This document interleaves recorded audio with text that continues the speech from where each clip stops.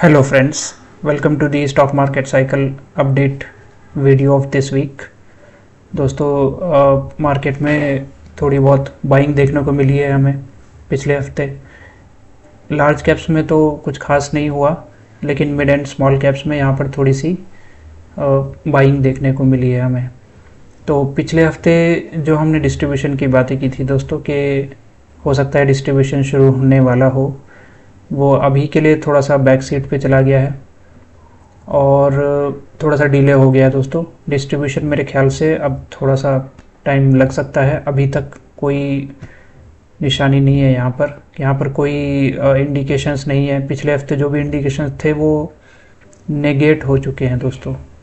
तो अब हमें आगे देखना होगा कि यहाँ से अब अगर वीकनेस आती है या नहीं। तो अगर नहीं आती है तो अभी आज की तारीख में हमें यही मान के चलना पड़ेगा कि बुल मार्केट चल रहा है।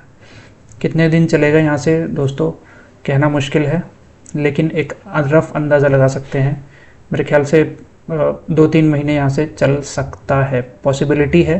बाकी देखते रहेंगे दोस्तों। हर हफ्ते हम आते हैं यहाँ पर और एनालाइज करके आपको बताने की कोशिश करते हैं। अगर यहाँ पर कुछ चेंजेस होंगे तो हम अपने व्यू को भी अपडेट कर लेंगे दोस्तों। यहाँ पर एक चाइना ट्रेड की बातें चल रही हैं, उसके बारे में थोड़ा सा डिस्कस करते हैं। यहाँ पर लोग बातें बना रहे हैं कि सेल इंडिया और बाई चाइना, ऐसा कुछ चल रहा है यहाँ पर। यानी कि चाइना के वैल्यूएशंस बहुत सस्ते हैं और वहाँ की गवर्नमेंट ने स्टिमुलस पैकेज भी अनाउंस किया है। तो लोग ये कह रहे हैं कि यहाँ इंडिया में वैल्यूएशंस महंगे हैं, यहाँ से बेचो और वहाँ लो जहाँ सस्ते हैं। तो उसकी वजह से दोस्तों चाइना मार्केट में थोड़े यहाँ पर रैली देखने को मिली है और इस वजह से भी लोग यहाँ पर इंडिया में थोड़े से डर रहे हैं कि अगर वो रैली पकड़ेगी तो यहाँ पे कहीं डाउन ट्रेंड ना शुरू हो जाए। तो दोस्तों अभी बहुत अर्ली फेज़ है, कहना मुश्किल है। कहीं भी किसी भी कंट्री में अगर बड़ा पैसा मूव होता है या अगर कहीं किसी कंट्री में एक नया बुल मार्केट शुरू होता है तो अर्ली फेज़ जो होता है उसमें कहना थोड़ा मुश्किल होता है। क्लैरिटी थोड़े दिनों में आती है, यानी 3 से 4 महीने में जाके आती है। तो देखते रहेंगे दोस्तों। और चाइना मार्केट से हमें ज़्यादा कुछ लेना देना है नहीं, हमें तो अपने इंडिया मार्केट को देखना है। इंडियन मार्केट में अगर आप लार्ज कैप्स लेके बैठे हैं तो दोस्तों बिंदास बैठिए अभी, और स्मॉल एंड मिड कैप्स भी अगर आपके पास हैं तो भी अभी यहाँ पर घबराने की ज़रूरत नहीं है, क्योंकि मुझे लगता है अभी ये बुल मार्केट इंटैक्ट है और अभी कुछ टाइम रह सकता है। तो आगे आगे देखते रहेंगे दोस्तों। जैसे जैसे मार्केट अपने रंग दिखाएगा यहाँ पर, अगर मार्केट के लीडर्स जो हैं, जो सेक्टर्स यहाँ पर लीडर थे, उनमें वीकनेस होगी, या फिर अगर रूल के हिसाब से जो हमने रूल अपने लिए बना रखे हैं उसके हिसाब से अगर हमारा पोर्टफोलियो हल्का होगा और इन्वेस्टमेंट्स हमारे कम होते जाएंगे, तो फिर हम देखेंगे दोस्तों उससे हमें एक इंडिकेशन मिलेगा कि ओवरऑल मार्केट जो है वीक हो रहा है। लेकिन अभी मेरे ख्याल से वीकनेस नहीं है दोस्तों। पिछले हफ्ते यहाँ पर बाइंग हुई है और उसने सब कुछ नेगेट कर दिया। तो अब हम आगे आगे देखेंगे दोस्तों।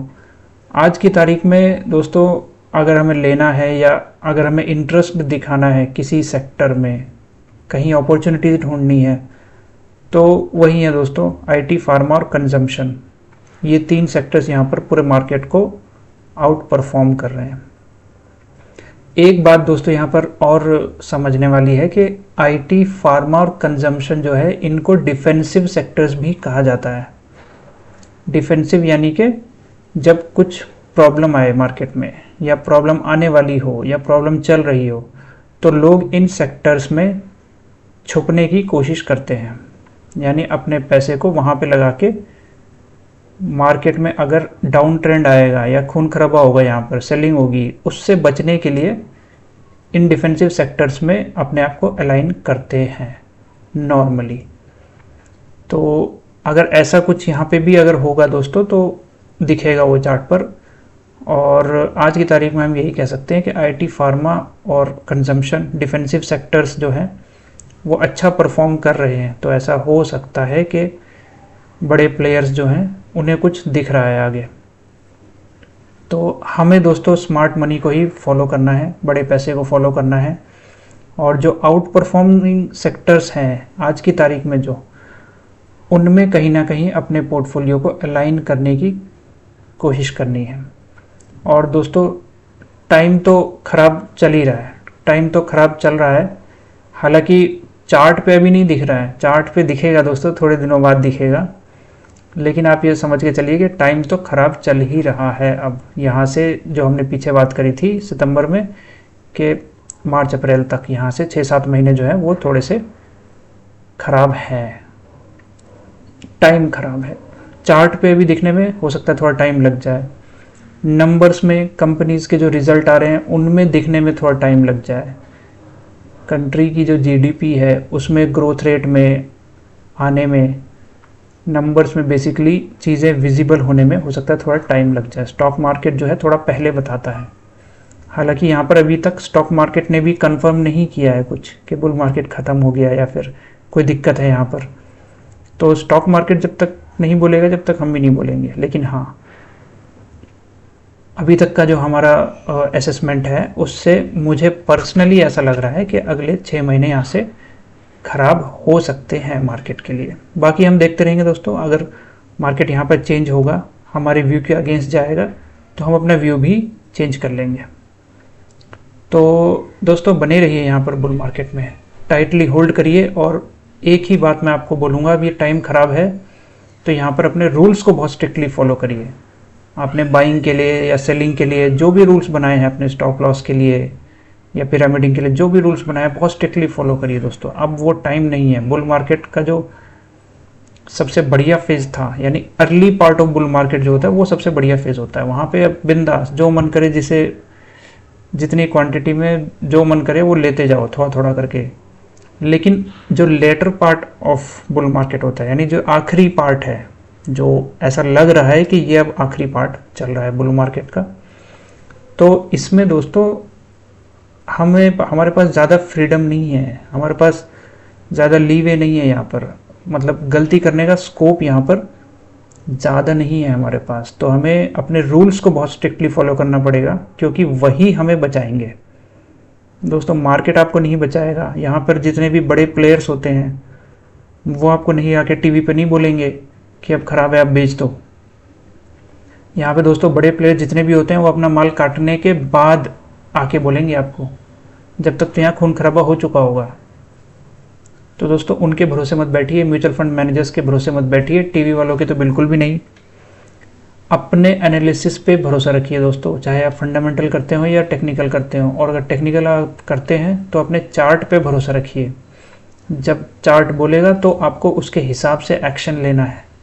किसी के बोलने का वेट मत करिए, किसी के मुझे कोई और आके बताए कि भाई अब ख़राब हो गया मार्केट, अब बेच दो। कोई, जितने भी बड़े स्मार्ट मनी है, जो भी बड़े प्लेयर्स हैं, ये चुपके से निकल जाते हैं दोस्तों, बताते नहीं हैं ये अगर सबको बता देंगे तो फिर इनको एग्जिट कैसे मिलेगा? ये पहले एग्जिट लेंगे और उसके बाद बताएंगे। तो दोस्तों लेकिन चार्ट सब कुछ आपको बता देगा। चार्ट आपका एक ईमानदार दोस्त है, उसको फॉलो करिए, उसको रीड करना सीखिए। यहाँ पर मार्केट साइकिल के ऊपर फोकस करिए दोस्तों। मार्केट साइकिल आपको बहुत सारी चीज़ें अर्ली बता देगा। जैसे कि अब हमें थोड़ा बहुत ये आइडिया लग रहा है कि अगले 6 महीने यहाँ से ख़राब हो सकते हैं। वैसे ही दोस्तों आप भी अगर थोड़ी सी मेहनत करोगे तो आपको भी यहाँ पर मार्केट साइकिल के स्टेजेस समझ में आएंगे और उससे आपको भी एक इंडिकेशन मिलेगा। आप अपने पोर्टफोलियो की पोजीशनिंग कर पाएंगे, किन सेक्टर्स में करना है, डिफेंसिव में जाना है या एग्रेसिव जाना है, मुझे अपना बिहेवियर कैसा रखना है मुझे, तो आपको समझ में आ जाएगा दोस्तों। मार्केट साइकिल के ऊपर फोकस करिए दोस्तों और रूल्स को अपने स्ट्रिक्टली फॉलो करिए। आपके रूल्स ही आपको बचाने वाले हैं फाइनली, है ना। अगर आपने रूल्स को ध्यान नहीं दिया या आपने रूल्स बनाए ही नहीं है अभी तक, तो आप रिस्क में चल रहे हो, बहुत रिस्क में चल रहे हो दोस्तों। यहाँ पे आपको रूल्स एकदम पेपर पे लिख के तैयार रखने हैं कि अगर ये हुआ तो मैं बेच दूंगा, ये हुआ तो मैं खरीद लूँगा। ध्यान रखिए दोस्तों इसका, वरना जो कमाया धमाया है अभी पीछे 1.5-2 साल में, वो सब चला जाएगा। मार्केट का काम है ये, मार्केट मेजॉरिटी ऑफ लोगों को पैसा नहीं बनाने देना चाहता यहाँ पे। उसके पास हथियार हैं दोस्तों, आपको लालच देगा, आपको दिखाएगा कि यहाँ से तो अभी बहुत बाकी है, यहाँ से बुल मार्केट बाकी है, यहाँ से रिटर्न बाकी है, कुछ ना कुछ अच्छी न्यूज़ प्लांट करी जाएंगी यहाँ पर। लेकिन दोस्तों किसी की बातों में मत आओ, मार्केट साइकिल को स्टडी करो, चार्ट के बिहेवियर को समझो, उसकी लैंग्वेज को समझो। वो बोलेगा कुछ और करेगा कुछ, लेकिन जो कर रहा है वो, उस पर ज़्यादा ध्यान दीजिए दोस्तों। अभी बुल मार्केट चल रहा है और घबराने की बात नहीं है। अभी डिस्ट्रीब्यूशन भी मेरे ख्याल से स्टार्ट नहीं हुआ है, तो अभी हम यहाँ पर बने रह सकते हैं। बाइंग अगर हमें करनी है तो आईटी, फार्मा और कंजम्पशन में कर सकते हैं। पुराने सेक्टर जितने भी हैं, यानी कि जो लीडर्स थे इसके बुल मार्केट के, उनमें बाइंग नहीं करनी है अभी।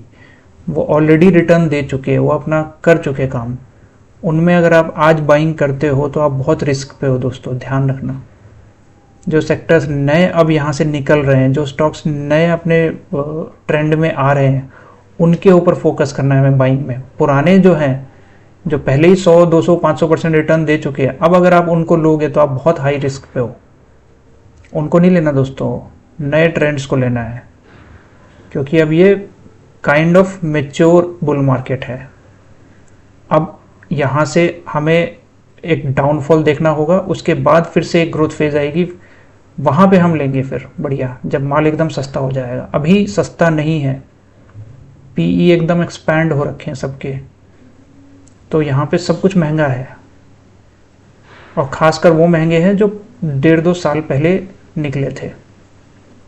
तो ध्यान रखिए दोस्तों इस बात का, क्या लेना है क्या छोड़ना है, ये बहुत इंपॉर्टेंट डिसीजन है दोस्तों। आप इस मार्केट में सब कुछ यहाँ पे नहीं ले सकते। अब बहुत सिलेक्टिव मार्केट चल रहा है यहाँ पर, क्योंकि बुल मार्केट का जो मेन पार्ट था वो पीछे निकल गया, और 80% स्टॉक्स उसी में अपना काम कर गए।